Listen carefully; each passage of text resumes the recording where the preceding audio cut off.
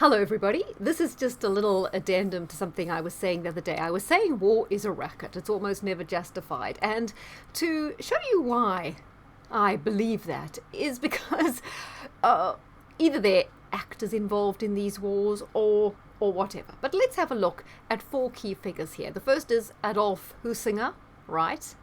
And we'll tell you there that he went on, as you can see, to become chairman of the NATO Military Committee. Yes, and now let's have a look at his background. Services, Imperial German Army, the German Army, look at the flag there, the German Army, and there you go, the Wehrmacht. So he was literally a Nazi. He was retained in the Reichswehr of the Weimar Republic. He was assigned to the operations staff of the troop office in the Ministry of the Reichswehr. It goes on to say all about his military career. He assisted in planning operations for the invasions of Poland, Denmark, Norway, France, and the Low Countries. But don't worry, guys. You talk about Nuremburg trials. There's all this talk about, having Nuremberg 2, Nuremberg trials. Was Nuremberg 1 worth it? Chairman of NATO Military Committee. Let's look at another one. There we go, the hidden Nazi background of Walter Holstein, founding president of the Brussels EU Commission.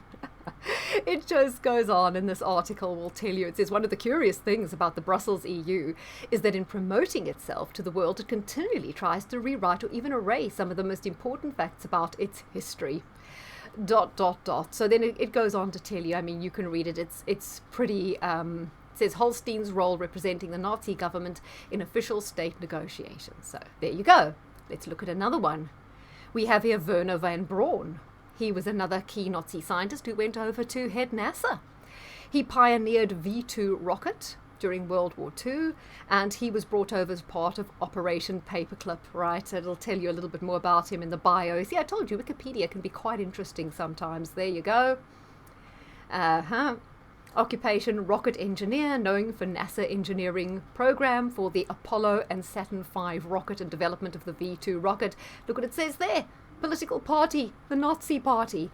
He actually went on to author a book too about Mars. I think it's tells you further on here. It was just interesting because in this sort of fictional book he wrote about Mars, Mars was run by AI, and the name of the AI system running Mars was Elon, like Elon Musk. You see, it all ties up together. Final one to look at is Kurt Waldheim, and he became the fourth Secretary General of the United Nations between 1972 and 81, and was also the President of Austria.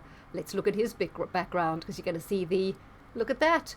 Germany, and there's the Nazi flag between 1941 and 1945. So another ex-Nazi who went on to have a distinguished career. He didn't land up in jail.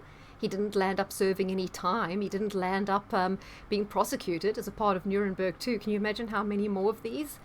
I think pretty much a lot of the American establishment was set up, like, for example, definitely the CIA as well. NASA is full of former ex-Nazis. Would be very interesting to know how many of the elites today in America, including a certain woman who's married to a certain very, very rich computer engineer that recently got split up. I mean, there's rumors that maybe that person was involved too.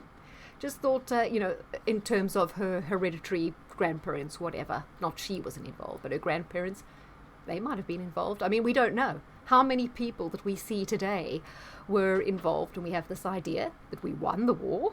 Did we?